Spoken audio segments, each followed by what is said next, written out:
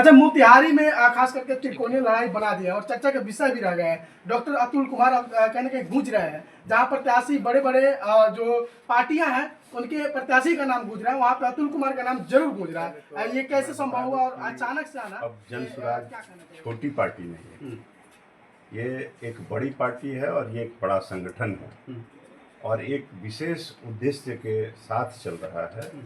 उद्देश्य ये है कि व्यवस्था परिवर्तन कराना है और व्यवस्था परिवर्तन में आप समझ सकते हैं कि जितनी भी खामियां हैं जिसने बिहार को पीछे धकेल रखा है, बिहार आगे नहीं बढ़ पा रहा है, बिहार के विकास में सुस्ती है, तो एक विकसित बिहार बनाना है। और इसमें जो मेन है कि शिक्षा की जो हमारे यहाँ जो गुणवत्ता है वो काफ़ी नीचे हो गई है।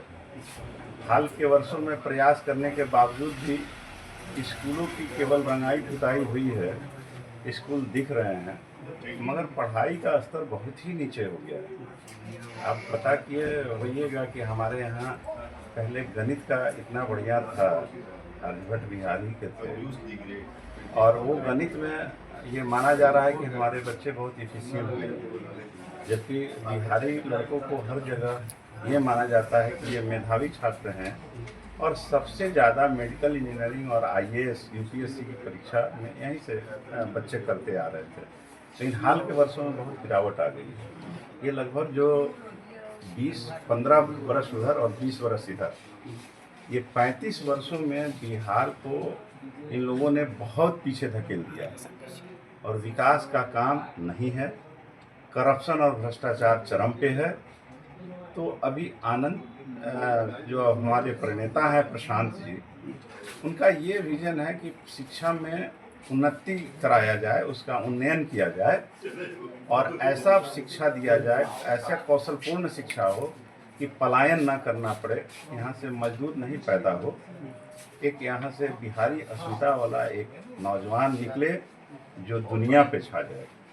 अभी हमारे इसके लिए विशेष है, पलायन रोकना है, बिहार को विकसित बनाना है और बिहारी अस्मिता की रक्षा करनी है। और इसी विजन के साथ जब प्रशांत किशोर को मैंने सुना तो मुझे भी एक प्रेरणा मिली। इस आदमी के साथ कंधे से कंधा मिला के जब तक नहीं चला जाएगा, बिहार उसी पुरानी व्यवस्था में जकड़ता ही जाएगा और भ्रष्टाचार होता रहेगा और हम और पीछे होते रहेंगे। बीमारू स्टेट के तो हम लोग हैं ही, इसको बढ़िया बेहतर से बेहतर बनाना है। जय बिहार करके जय जय बिहार करना डॉक्टर है, पहले से नेम फेम काफ़ी आपका मिला हुआ है, आप एक डिस्ट्रिक्ट लेवल का कह सकते हैं पर्सन है आप, लेकिन यहाँ विधानसभा में आना और अचानक से ये क्या मतलब मानसिकता कैसे बनी? नहीं, आप जैसा कि जानते हैं कि राजनीति से कौन अछूता है, कुछ लोग खिलाड़ी होते हैं और कुछ लोग दर्शक होते हैं। तो जो इफिशिएंट होता है वही खिलाड़ी बन सकता है, जिसमें अगर होश तमन्ना है, जिसमें हर्ष है या जो कुछ करना चाहता है, खिलाड़ी वही बनता है और विनर वहीं से पैदा होता है। तो हम लोगों ने, हमारी तो घर की परंपरा रही हुई है, हमारे एक चाचा थे अरेराज के, वो फ्रीडम फाइटर रहे हुए हैं। मेरे बड़े भैया दिवंगत हो दीपक कुमार सिन्हा भाजपा के यहाँ के बड़े पदाधिकारी रह चुके हैं। और मैं जब आया तो धीरे धीरे यहाँ पर कुछ लोगों ने पहचाना इस आदमी में कुछ गुण है, तो हमारे यहाँ के वर्तमान सांसद ने कहा कि आप आइए और चिकित्सा के क्षेत्र में काम कीजिए।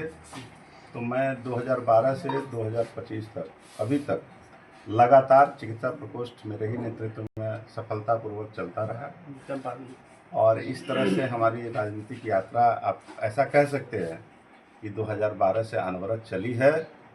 और प्रशांत किशोर जी ने बाद में हमारी नैसर्गिक क्षमता या हमने कुछ देखा होगा, पारखी तो वो हैं ही, देश के राजनीति को तो उन्होंने दिशा दे रखा है। ऐसा कोई भी सरकार नहीं है जिसमें उनकी सेवा न ली गई हो। तो उनकी पारखी नज़रों ने ये समझा और उनकी टीम ने मुझे फिर बताया और मैं ऑलरेडी पहले से उनसे प्रभावित था ही। तो जनसुराज का मैंने फैसला लिया और प्रशांत किशोर ने मुझे ये अवसर भी दिया कि अब आप नुमाइंदगी करें अपने क्षेत्र का, जनप्रतिनिधि के तौर पे आप आए अच्छा। और मैंने उसे सहर्ष स्वीकार कर लिया। अच्छा, बहुत सारे प्रतिनिधि पहले से संभावित प्रत्याशी भी थे जनसुराज के, वो काफी लग रहे हैं कि नाराज होती है, हैं, आप विरोध कर सकते हैं या फिर लेकिन ये पहले भी बता दिया गया था कि जैसे कि एक क्षेत्र से एक पार्टी से एक ही प्रतिनिधि के तौर पे प्रत्याशी होगा, तो ये तो स्पष्ट था कि जितने भी प्रतिनिधि हो उसमें से एक ही चुना जाएगा। तो मायूसी की बात नहीं है, इस तरह की अवधारणा के ने पहले ही से बना दी थी कि आप लोगों के बीच से एक ही जाएगा। तो मायूसी तो सबको होती है कि चलो हमने प्रयास किया था और हमें थोड़ी सी विफलता हो गई, लेकिन चांसेस का कमी नहीं होता, अवसर की कमी नहीं होती, और जिसको जब अवसर मिलता है वही क्लिक करता है। मेरे भी साथ जनसुराज का रिश्ता लगभग 2 वर्षों से अनवरत चलता ही रहा है। बहुत गंभीर प्रयास उन लोगों ने किया और अंततः वो लोग सफल भी हो गए और मुझे अवसर मिला। मुझे नहीं लगता कि ये थोड़ी सी मायूसी है जो 1-2 दिनों में निपट जाएगी और सब लोग जनसुराज परिवार के सदस्य हैं। और फिर जनसुराजी जब बन गए हैं तो एकदम से वो लोग बिहार विकसित करने के धारणा के साथ आए हैं, उसी धारणा के साथ काम करेंगे। ऐसी इस बात की कोई संभावना नहीं है कि वो विरोध करेंगे। अच्छा, बीजेपी में हाल फिलहाल आप बीजेपी में थे, उसके बाद जनसुराज में आ गए और सामने जो आप लड़ रहे हैं, जिनसे लड़ रहे हैं, लड़ाई जो है प्रमोद गुप्ता जी से है और प्रमोद कुमार जो है लगभग 7वीं बार जो है बीजेपी उन पर भरोसा जताई है, तो इस लड़ाई को आप कैसे देख रहे हैं? नहीं, हमने एक पुराने भी इंटरव्यू में कहा था कि बीजेपी में सब कुछ पुराना ही चला आ रहा है और पुरानी व्यवस्था भी है और पता नहीं एक लीक का फिक चला आ रहा है कि जो है वही रहेगा, परिवर्तन तो हो ही नहीं रहा है और ज़माना युवाओं का है। आपने देखा कि जेन जेड दुनिया में क्या क्या कर रहा है और कहा यह जाता है कि जिधर जवानी रवानी है। तो ये ध्यान तो रखना ही होगा कि आप अगर 5 लगातार आपको अवसर दिया गया है, आप 7वीं बार चुनाव लड़ रहे हैं, एक बार आपने हार भी चखा है। दूसरी बात है कि अब आप थक से गए हैं, आपका कोई योगदान नहीं है मोतिहारी विधानसभा में। लोग ऐसा कह रहे हैं, एक डिबेट में मैंने सुना था कि आप 5 काम ऐसा बता दें जिसको आपने इंडिपेंडेंटली किया हो, वैसा एक भी काम दिख नहीं रहा है और लोग अब चुस्त दुरुस्त और थोड़ा बुद्धिमता वाले लोगों को चुनना चाह रहे हैं और लगता है कि हमारे विधायक थोड़ा सा सुस्त हो गए हैं, थोड़े से बीमार नज़र आ रहे हैं और थोड़ा से तो लोगों को एंटी इनकम्बेंसी बहुत है, चूँकि मोतिहारी विधानसभा के लिए उनका ऐसा लगता है कि कुछ भी योगदान मिलती है तो जनता आपको अपना प्रतिनिधि चुनती है, तो आपका विज़न क्या होगा? आप ऐसी 5 कोई जो सोच होगी आपको बताइए कि आप जनता के लिए क्या करेंगे? मैंने बताया ना कि नंबर, जैसे पहले सबसे बड़ी बात है चूँकि ये विधायकीय क्वेश्चन विधायकीय क्षेत्र होता है तो यहाँ लोकल चीज़ें बहुत ज़्यादा प्रभावी होती हैं। तो सबसे पहले तो एक हमारे यहाँ जल जमाव की समस्या है, अतिक्रमण की समस्या है, रोडों का अतिक्रमण बहुत है, जाम की समस्या है, तो इन समस्याओं का निपटारा किया जाएगा, इसका प्रयास किया जाएगा।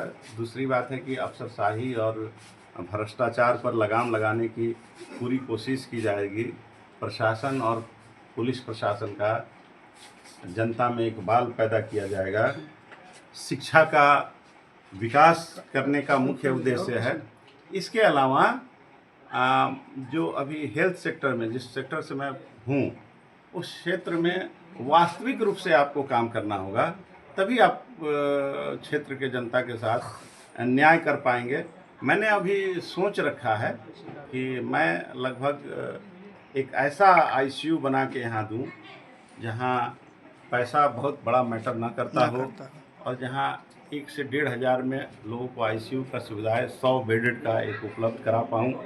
ये मेरी बड़ी उपलब्धि होगी, जहाँ गरीब लोगों का भी जो सीरियस मरीज होते हैं वो इलाज नहीं करा पाते हैं। तो एक ऐसा अस्पताल खोलूँ जिसमें गरीबों का कल्याण हो सके और शिक्षा का विकास हम कर सकें, स्कूलों में गुणवत्तापूर्ण शिक्षा का विकास हो, इसके लिए हम काम करेंगे। ठीक है सर, धन्यवाद। धन्यवाद।